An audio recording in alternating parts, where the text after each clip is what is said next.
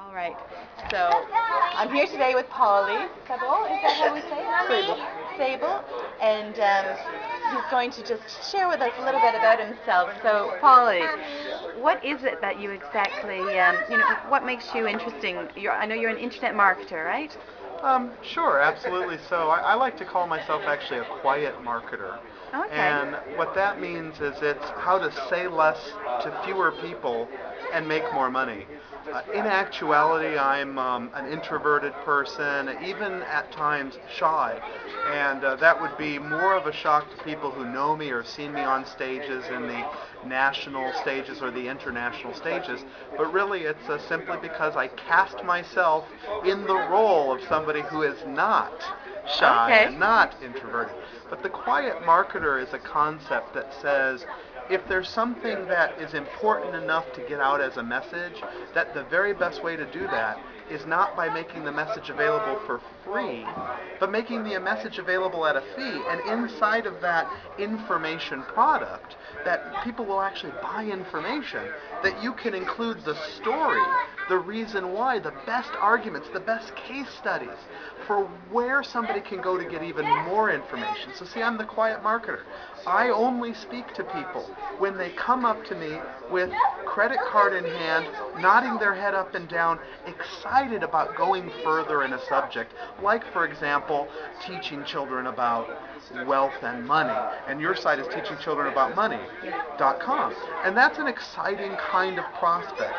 What I would like to do is tell you a surprising fact. I really hope that none of you teach your children about money as they grow up, because if you don't do that, I'll get rich.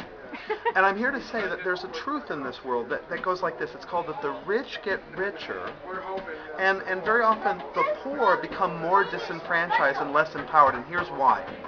It's because the wealthy know, learn, and understand the principles of wealth and the principles of money.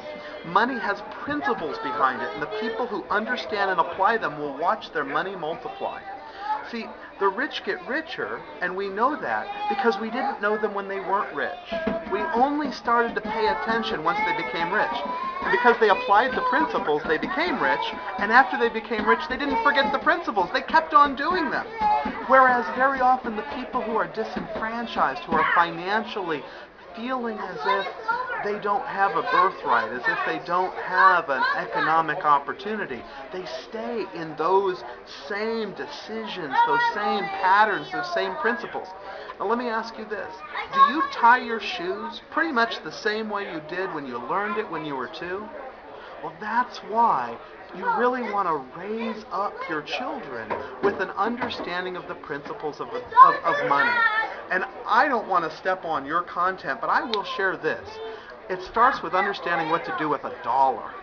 And I suggest you take $1, maybe if it's an allowance dollar or it's an earned dollar, I don't care where it comes from, but take that dollar and say, it's not all yours. We're going to take that dollar and we're going to make it 10 dimes. And if you're a person who's inclined to philanthropy, I'd like that first dime to go away. Make that the giveaway dime. And that second dime, I'd like you to make that your dime, not for today, not for now, but for forever. And that's our we're going to save it dime. We're going to use it another time dime.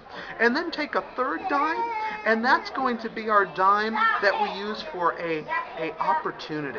When opportunity knocks, we're going to be able to put our dime in the phone and answer the call. Does that make sense? So we've got those 3 dimes. And depending upon what nation you are, you're going to maybe take the next 1, 2, or 3 dimes, and you're going to save that for your taxes. And then your final bit that the child has left over, let them enjoy that and let them make that the now money. But if you can give away that dime, save a dime for another time, and save that dime for when opportunity's on the line, they're going to know so much. And it's easier to do when you have a dime than when you have $1 million.